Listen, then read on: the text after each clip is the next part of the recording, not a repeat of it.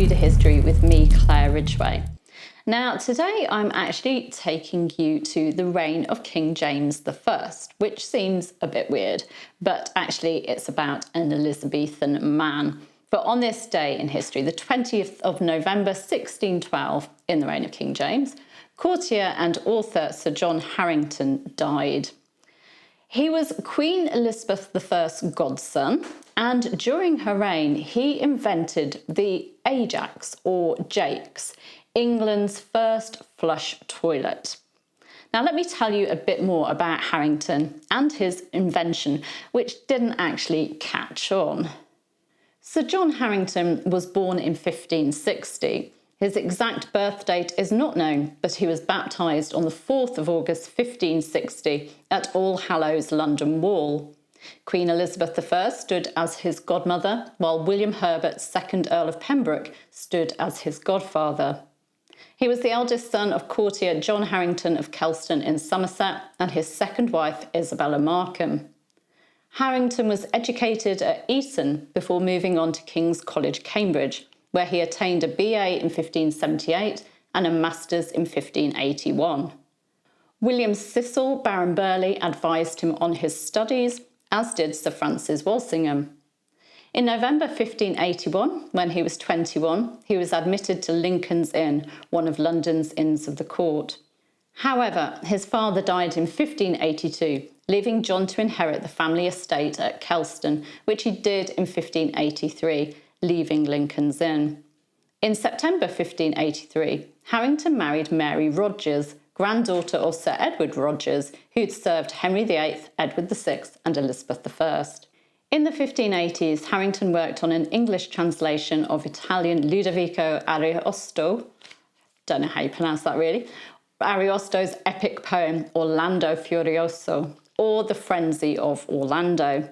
According to one story, Harrington had been banished from court by his godmother, the Queen, when he'd been caught sharing a rather racy translation of Canto 28 with her ladies, and his penance was to go away and translate the whole work.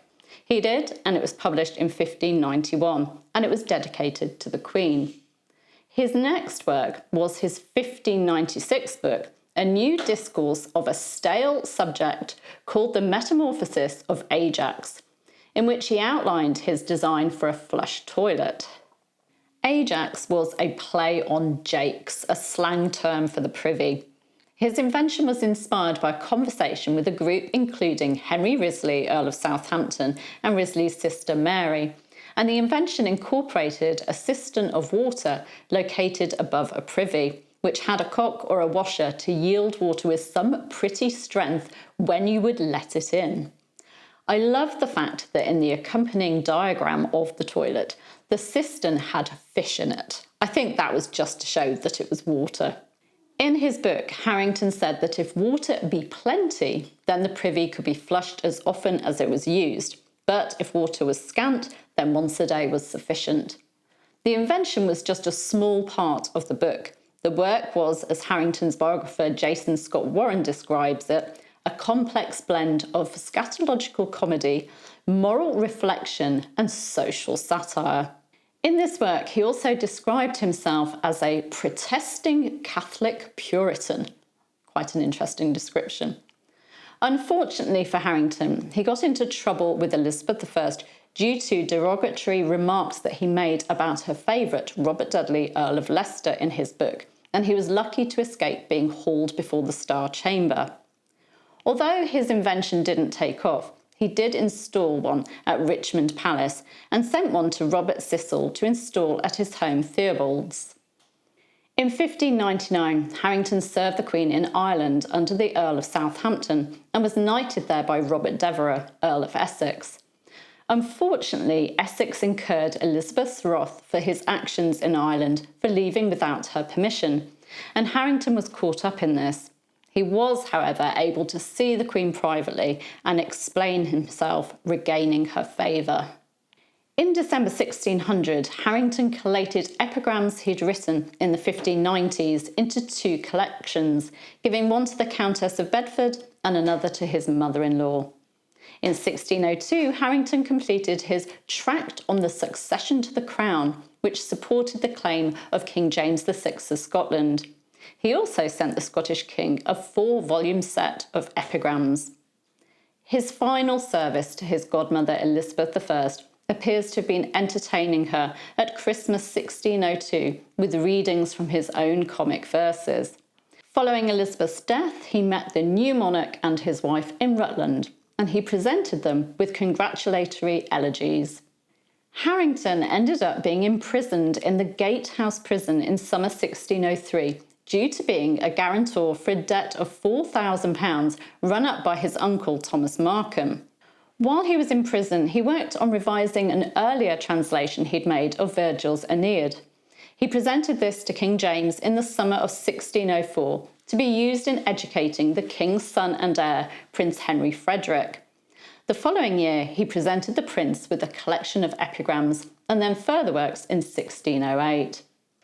In 1605, Harrington put himself forward for the position of Lord Chancellor of Ireland, providing a treatise on how he'd go about solving the Anglo-Irish problem. He also wanted to be made Archbishop of Dublin. He failed to get either position. Sir John Harington died on this day in history, the 20th of November 1612, at the age of 52, following a few months of illness. He was laid to rest at Kelston on the 1st of December. Tomorrow, I'll be talking about a Tudor playwright who was also a bishop who enjoyed attacking Catholics in his works. Do make sure you're subscribed, you can click just there, and that you've hit the bell so you don't miss out on that video. Also on this day in history, the 20th of November 1591, Sir Christopher Hatton, Elizabeth I's Lord Chancellor and favourite, died aged 51. He was such a favourite of Queen Elizabeth I that he had a dazzling career and was constantly at her side.